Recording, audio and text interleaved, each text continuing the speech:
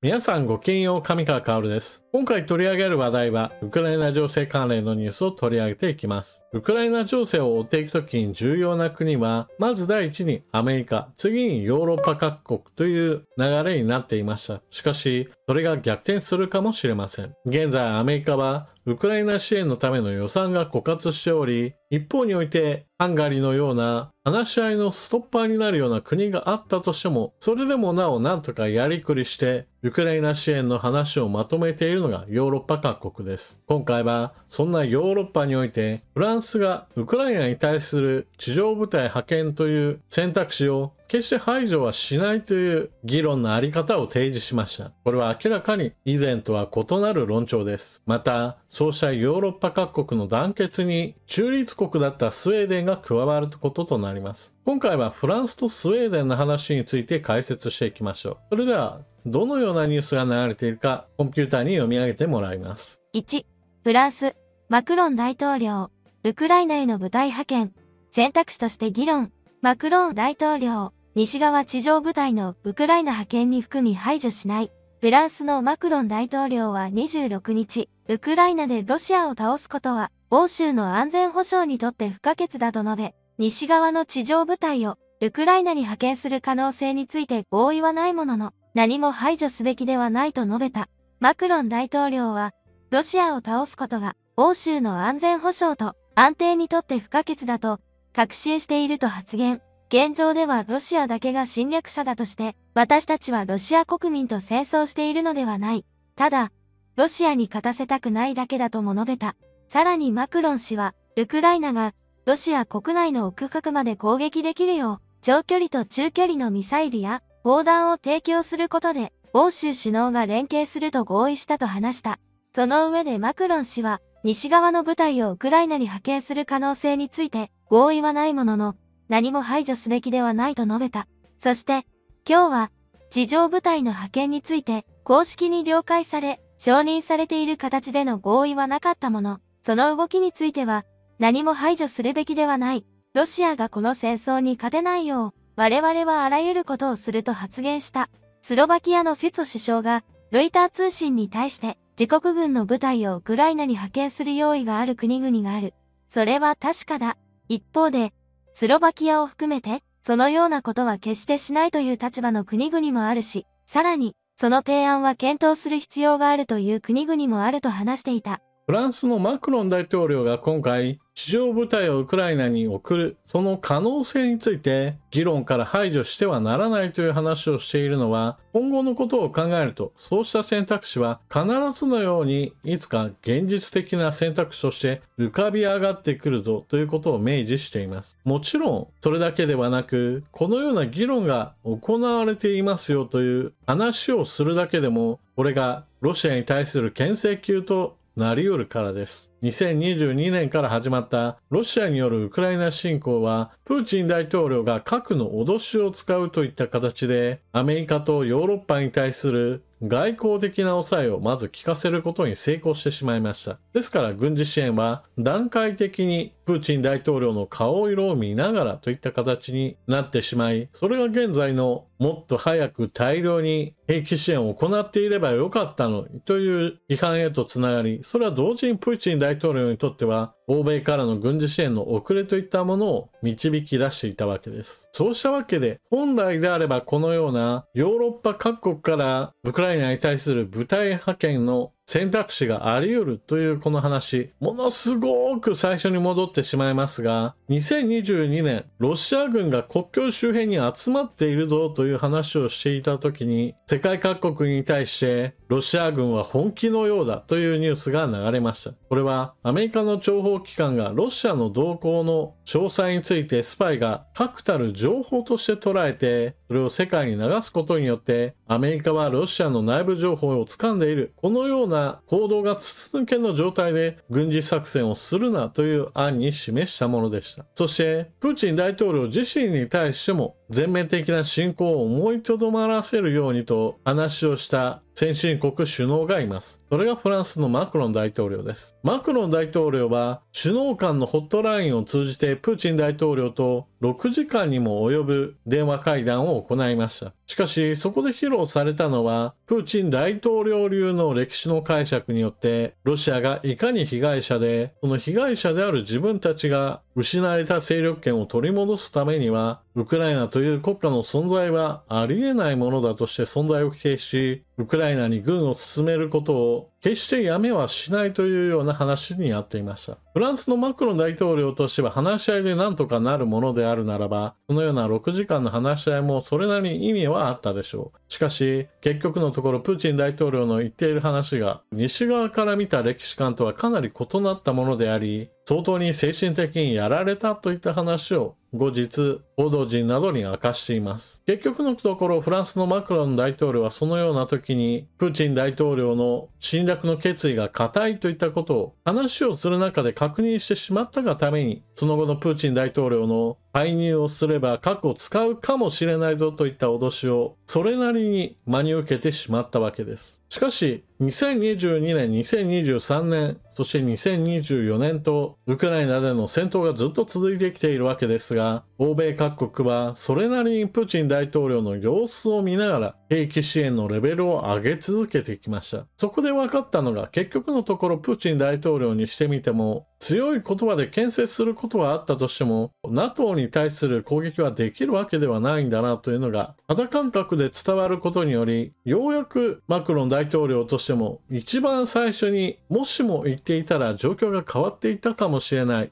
地上部隊のウクライナ派遣という選択肢について言及がようやくできたというわけです。もちろん2022年の段階でウクライナに対して実際に部隊を送れる国といったものはなかったでしょう。しかしそのような可能性もあるぞと匂わせることによって牽制することは可能だったはずです。この点についてはバイデン大統領がよくやり玉に挙げられて、ウクライナに対して実際に米軍を送ることはないような話をしてしまったために、このような抑止力が全くない状態だったからこそ、プーチン大統領は安心して軍隊が国境を越えることに進めたのだといった話などはあります。そうした意味では、今回の地上部隊派遣の話というのは、さあみんなこれでウクライナに派兵しようといったわけではなく、そのような選択肢も議論できるほどに、ロシアによる核の脅しがだんだんと効かなくなってきていて、ウクライナ支援のレベルを上げていくんだと、ロシアにはっきりと伝える意味合いがあります。ですから、マクロン大統領は同様の話として、ウクライナに対する中長距離ミサイル、もしくはそれに準じるような兵器類のウクライナへの供与を進めようという話をしています。では、具体的にはどんな手があるかといえばいくつか考えられます。例えば、ウクライナに対する中長距離射程の兵器を供与検討している国といえばアメリカとドイツがあります。アメリカであればハイマース用のエイタクムスミサイル射程300キロ、ドイツであれば射程500キロの巡航ミサイルタウルスがあります。もちろんこれよりも上にはトマホークミサイルの射程1600キロというものもあるのですが、射程300キロのエイタクムスミサイルさえ躊躇しているバイデン大統領にはトマホークミサイルを供与するという考えは全くないでしょう。そうしたこともあってまずはエイタクムスミサイルとなるでしょう。しかしアメリカには供与するだけの資金源がそもそも今は枯渇していますから、今回の話でフランスを中心とした国々がお金を出し合ってアメリカからエイタクムミサイルを購入し、それをウクライナに供与するという方式を取るかもしれません。もしくはドイツのシュルツ首相は自分の国がウクライナに直接巡航ミサイルタウルスを供与するとロシアとの関係が今よりも悪化してドイツが何かしらロシアにより実害を与えられるかもしれないといった話をしています。そうしたことを考慮して同じくみんなが持ち寄ったお金をもとにしてドイツから巡航ミサイルタウルスを購入した上で EU 名義でのウクライナ供与といった形でドイツ単体の供与という話をしないでいいようにするかもしれません。その他に様々な手としては、ドイツから巡航ミサイルをイギリスやフランスへと渡し、それによって弾薬の備蓄ができたんだから、その余裕分だけ巡航ミサイルをどんどんとウクライナに供与しようという3点方式などが取られるかもしれません。また、長射程のミサイルだけではなく、ヨーロッパ内部における軍需産業への発注だけではなく、それ以外の国にも発注すれば、砲弾は80万発用意できると発言したのがチェコの大統領です。ヨーロッパ域外の発注も賛同者が増えており、お金は徐々に集まっているそうです。アメリカ国内においては、ウクライナ支援の話が国内の戦争の話と一緒くたになってしまって、全く前進しない状況が続きそうですから、ヨーロッパの変化の方がより劇的に進んでいるように見えてしまいます。バイデン大統領は、議会において予算がつかないというのであれば、アメリカ国内で凍結したロシアの資金を没収して軍事支援の原資にしてしまうといったウルトラ C みたいな話をしてほしいものです。何にしてもフランスのマクロン大統領が地上部隊の派遣という強いワードを使ったことにより、それより下の段階の話だよという具合にして中長距離射程ミサイルや兵器についての議論を前進させることができるようになりました。これは戦車を供与すれば、その下の歩兵戦闘車をいくら供与したとしても、もはや話題にすらならないのと同じで、より強い刺激のある話題が出てくれば、ウクライナ支援のレベルは上げやすくなるというわけです。2、スウェーデンの NATO 加盟、ハンガリーの承認で正式決定。日本で勘違いされる中立国、北欧の中立国は重武装主義。日本においては北欧の国といえば福祉国家といったことが有名ですが、ウクライナ情勢の関連の話としては、やはり中立の武装国家という点について言及すべきでしょう。今回ハンガリーがスウェーデンの加入を認めた際に、ハンガリーのオルバン首相は両国間の軍事協力関係を深めることができたとして、スウェーデンから戦闘機グリペンを購入できた話などをしています。グリペンはスウェーデンがしっかりと守りを固めるぞといった考え方をもとにして設計開発されました。スウェーデンとしては非常に遠くまで行って戦う気は全くありません。スウェーデンを守るんだという観点から言って、非常に小回りの利く戦闘機を開発しました。整備もなるべく簡単にできるように、そして滑走路だけではなく滑走路以外の雪原ですらも離発着ができるぐらいになるべく頑丈で、そして軽い戦闘機を目指して開発しました。スウェーデン国内の高速道路などを離発着にも使えるほどだと言われています。また、戦闘の面で言っても、対ロシア戦闘機のことだけしか考えていなかったとすら言われるもので、特に電子戦装備については、ロシア軍の一歩二歩先を行くもので、ロシア軍の戦闘機が自国領空内に入ろうものなら、確実にこれを迎撃するだろうと言われています。もちろん実際に戦闘したことはないわけなので、実際に戦闘したらどうなるかについては興味深いところです。そうした意味では、スウェーデン製の戦闘機グリペンはいずれはウクライナに供与されるかもしれないと言われています。現在ウクライナはもともと持っていた旧ソ連製の戦闘機などを元にして戦っていて、これから春夏にかけて F16 戦闘機の供与が始まります。ただこの F16 戦闘機、西側の戦闘機の中ではいわゆる傑作機の機体ではあるものの、何しろバージョンが低いという問題があります。F16 戦闘機は初飛行からすでに50周年が経っていますが、最新のバージョンのものであれば、その性能については非ステルス戦闘機の中では抜群のものだとされています。しかし、初飛行から50年ということは、その間にはいくつかのバージョンがあって、古いものであれば、やはりその性能は最新型のものと比べてかなり見劣りしてしまうものです。ですから、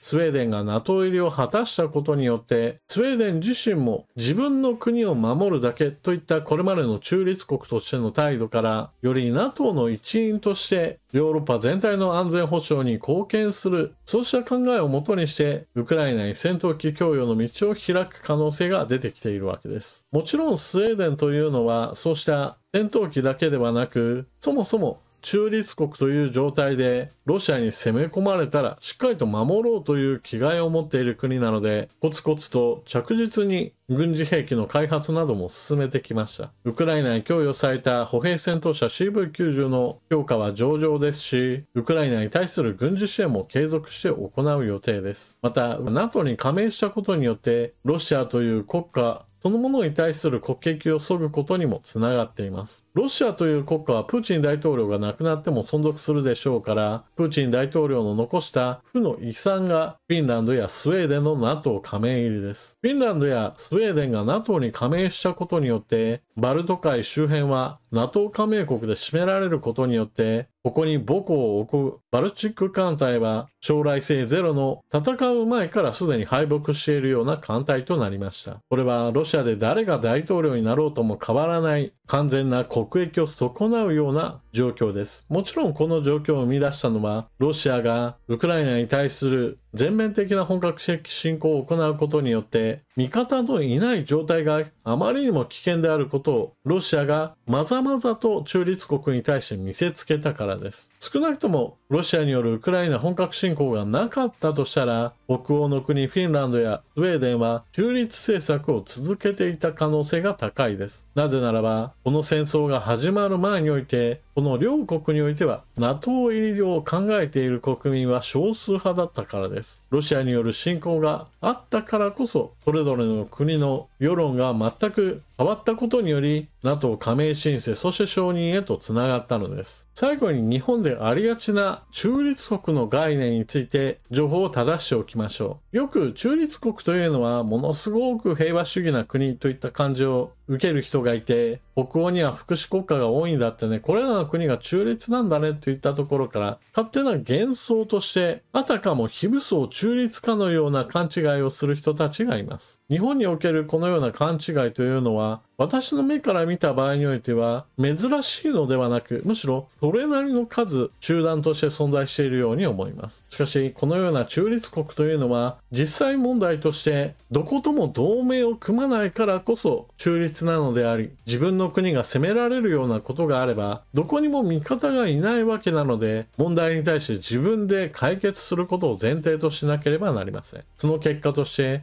中立国を名乗ったからには自分の国は自分で守るという重武装を行うことが基本となっています。例えば他から援軍が来ないのだから自分たちで戦わなければならないとして国民皆兵徴兵制を敷いて多くの人々が軍に所属しないにしても銃器類を取り扱ったことはあるよといった状態を作り出し、軍備も整えた上での経済活動といった考え方をとっています。ヨーロッパの他の中立国の一つであるスイスなども同じようで、山岳地帯にあるスイスの場合だと攻め込まれる時のことを考えて山がちなところに基地を作ったり、周辺が NATO 加盟国ばっかりにもかかわらず現在でも戦闘機としては購入できるものの中でも最高性能を誇るステルス戦闘機 F35 を購入し、戦車についていてもヨーロッパ標準戦車であるレオパルト2を採用しています。また国民みんなが戦えるようにと徴兵義務もあります。このように中立国というのはあくまでもどこかの陣営に組みしませんよという意味合いではあっても、決して戦いませんよとはまた別の話なのです。日本においてはどうしてもこの中立国に対するイメージをガンジーの訴えた非暴力、非服従といったそうした概念と結びつきがちで、実際の姿は自分の国は自分で守るといった非常にタフな精神を示している国だと言えるでしょう。むしろ日本のような平和主義者はそのあたりについての考えがかなり勘違い